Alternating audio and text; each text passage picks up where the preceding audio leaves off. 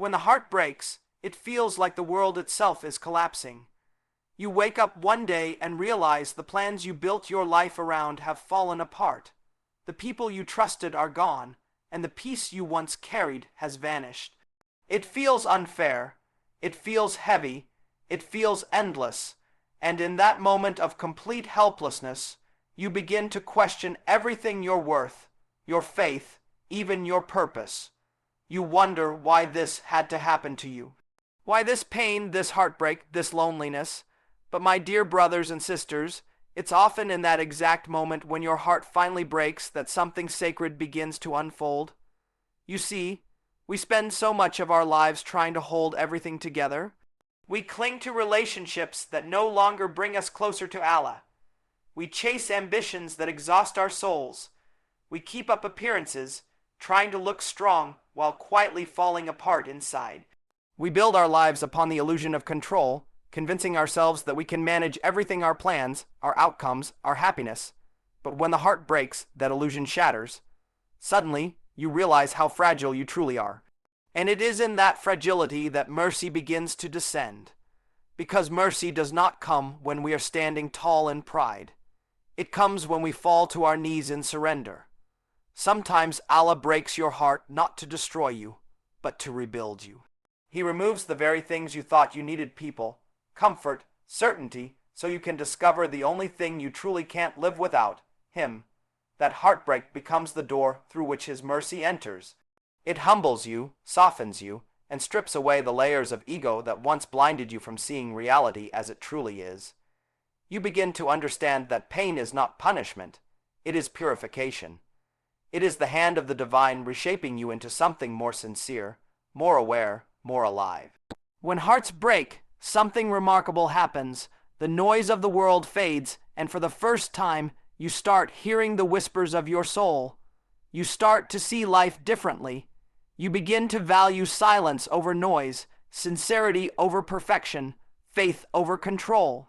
You start noticing the small mercies: a moment of peace in prayer, a tear that feels lighter than the last, a heart that still beats even when it's hurting.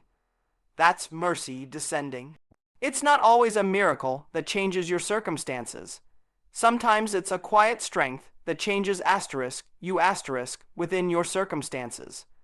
The Prophet once said that when Allah loves a servant, He tests them, not because He wishes to harm them, but because He wishes to bring them closer. Every test is a hidden form of mercy. Every heartbreak, no matter how painful, carries within it a message: come back to me. When your heart breaks, you are given a choice to drown in despair or to rise in surrender. And those who choose surrender will find that the same moment that felt like their ending becomes the beginning of something far greater than they could have imagined. Maybe you've been holding on for too long to what was never meant for you. Maybe that heartbreak is Allah's way of saving you from something that would have destroyed your peace. Sometimes mercy doesn't look like what we expect. It doesn't always come wrapped in comfort. Sometimes it arrives disguised as pain. But the deeper truth is this: every tear that falls in sincerity is seen, every cry that escapes your chest is heard, and every wound that feels unbearable is counted. None of it goes unnoticed by the one who created your heart. And so, when hearts break, don't rush to fix them. Don't fill the silence with distractions or hide from the pain. Sit with it, feel it, because it is within that brokenness that you will find Him. It is within that emptiness that mercy descends gently, quietly, beautifully reminding you that what breaks you is often what brings you home. When we talk about mercy descending upon broken hearts, it's important to understand that mercy is not random, it's earned through surrender, and surrender itself requires discipline. Too often, people think surrender means doing nothing, that it's a passive act of giving up. But true surrender, the kind that brings mercy, is one of the hardest and most disciplined things a believer can ever do. It's choosing to trust when the outcome is hidden. It's staying patient when the delay feels unbearable. It's continuing to turn back to Allah when your heart is tired and your soul is weary. That takes strength, and that strength is built through discipline. You see, everyone wants healing, but not everyone wants the process. Everyone prays for peace, but very few are willing to live in the kind of obedience that brings it. We want mercy to descend instantly, to wash away the pain, to make everything right again, yet mercy doesn't descend upon chaos. It descends upon hearts that have been refined through discipline, discipline in prayer, discipline in patience, discipline in controlling what we say, what we think, what we chase. When the heart breaks, it becomes vulnerable. That's when the undisciplined soul is most at risk, because pain, without guidance, can make us reckless. We might turn to distraction, to anger, to self-pity, but the disciplined believer uses that same pain as fuel for worship, as a reason to draw nearer to the one who sent it. And it's not easy. Discipline is a daily struggle. It's fighting the urge to complain when you feel like collapsing. It's reminding yourself that faith is not a feeling, it's a commitment. Even when your prayers feel empty, you keep praying. Even when your heart feels numb, you keep remembering Him. That is discipline. And that's exactly where mercy descends on those who are consistent, even when the heart trembles. Because mercy doesn't come to those who only turn to Allah when it's easy. It comes to those who turn to Him especially when it's hard. Discipline in surrender also means learning to control the need for immediate answers. We live in a time where everything is instant messages, instant gratification, instant validation. But Allah's mercy doesn't operate on our timeline. His plan unfolds in divine timing. Discipline teaches the heart to wait without losing faith, to stay still when it feels like running, to trust when logic says it's over. That's why sometimes mercy is delayed, not because Allah has forgotten you, but because He is teaching you discipline through patience. He's preparing your heart to hold the mercy He's about to send. Every act of discipline refines the soul. When you choose to forgive instead of holding grudges, that's discipline. When you lower your gaze, when you guard your tongue, when you restrain your ego, all of that is discipline. And through it, you build a heart that becomes worthy of divine mercy. The stronger your discipline, the softer your heart becomes. The more you practice restraint, the more mercy you attract.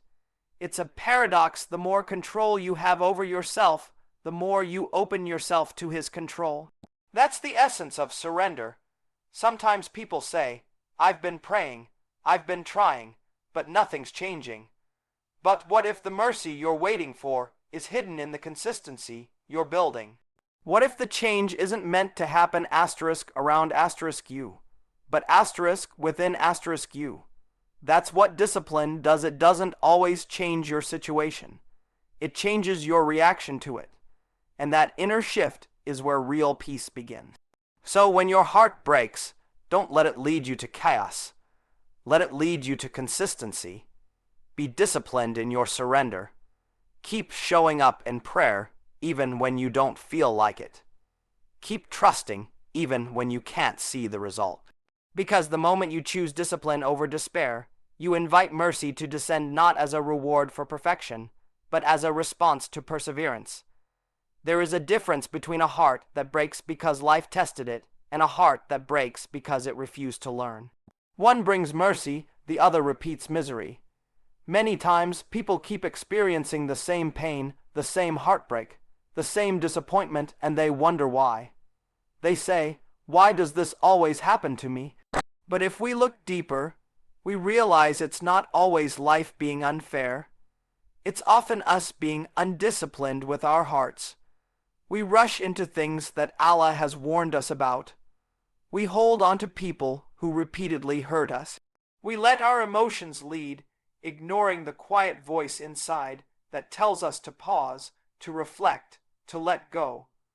And when the cycle repeats, we cry out in frustration, not realizing that the lesson was meant to end the first time if only we had listened. The undisciplined heart does not heal, it hides. It avoids reflection because reflection demands change. It seeks comfort in familiar patterns even when those patterns are the source of its pain. And so the heart keeps breaking for the same reason, again and again.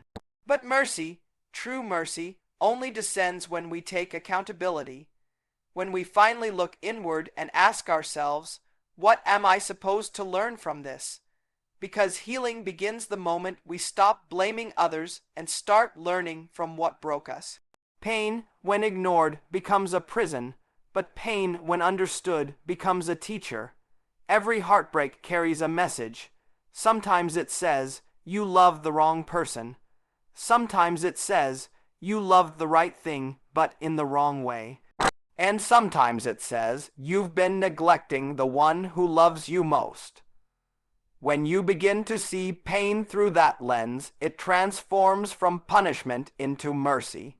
Allah doesn't keep testing you with the same heartbreak to hurt you. He's repeating the lesson because your heart hasn't truly learned.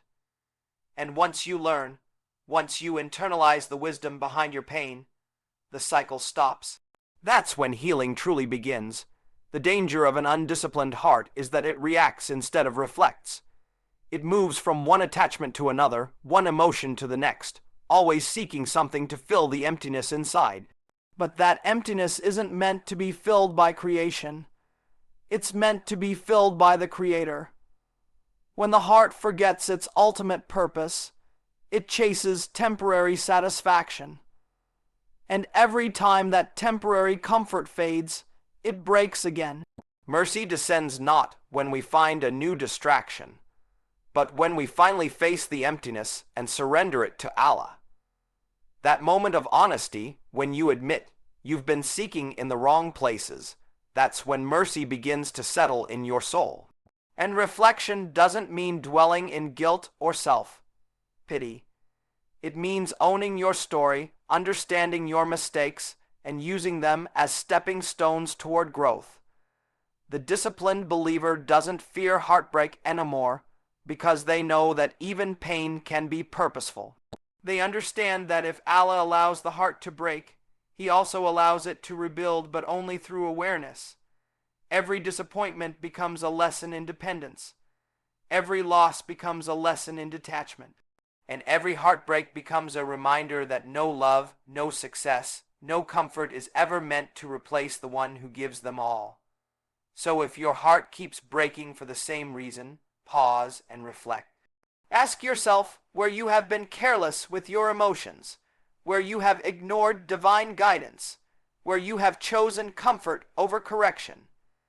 Because every repetition of pain is mercy, in disguise a chance to grow, to mature, to realign your heart with what truly matters. The lesson will keep returning until you finally learn it. And when you do, when your heart finally understands, you will realize that what you thought was cruelty was in fact compassion, that every heartbreak was just mercy knocking on the same door, waiting for you to open. When mercy finally descends upon a heart that has been broken, it doesn't come to restore what once was, it comes to transform what remains. The beauty of divine mercy is that it never returns you to the old version of yourself. It rebuilds you into someone new, someone stronger, someone softer at the same time. You begin to realize that the heartbreak you once thought would end you was never meant to destroy you. It was meant to purify you. It stripped away everything false so that only what was real could stay. And when mercy descends, it begins that quiet work of rebuilding not in the world around you, but in the depths of your heart. Many people think that mercy means everything will go back to how it was, that the relationship will be fixed, the pain erased, the losses reversed. But that's not how divine mercy works. Mercy doesn't undo, it renews. It doesn't take you backward, it moves you forward. Allah's mercy doesn't always return what you lost. Sometimes it returns you to yourself, the person you were meant to be before life, sin, and pride hardened your heart. When mercy descends, it rewires your soul. You begin to see with new eyes, to feel with a new heart, to walk with a new sense of purpose. You stop asking, why did this happen to me? And start saying, now I understand why it had to. That's the power of mercy. It changes the way you see your past. You stop resenting the pain that once broke you, because now you see what it built within you. You see patience where there used to be panic. You see faith where there used to be fear. You see gratitude where there used to be grief. Mercy teaches you that every tear was watering a seed of wisdom. Every sleepless night was shaping a strength you couldn't have learned otherwise. Every heartbreak was preparing your heart for something deeper, a love not of this world, but of the one who never leaves. And when you are touched by mercy, you begin to walk differently. You no longer crave validation from people because you've tasted the sweetness of divine approval. You no longer chase after what was taken because you trust that what's meant for you will find you when you're ready. Mercy gives you balance, humility without weakness, confidence without arrogance, hope without attachment. You become content not because life is perfect, but because you've learned that even imperfection can be beautiful when seen through the lens of faith. The scars that mercy leaves are not to be hidden. They are reminders of where you've been and of who carried you through it. They are the evidence that you fell but didn't stay down. They tell a story not of pain, but of transformation. And sometimes your healed heart becomes the reason someone else finds hope. Because when they see how mercy rebuilt you, they start to believe that maybe it can rebuild them too. That is how divine mercy multiplies one healed heart, inspiring another. So when mercy descends, don't look for your old life in it. Look for your new self. Look for the lessons, the softness, the peace that comes after the storm. Because the purpose of mercy is not to make you who you were, it's to make you who you were always meant to become. The heartbreak didn't break you, it awakened you. It stripped away what was temporary so you could finally hold on to what is eternal. And in that awakening, in that gentle rebuilding, you will realize that mercy was never late. It descended at the exact moment your heart was ready to rise.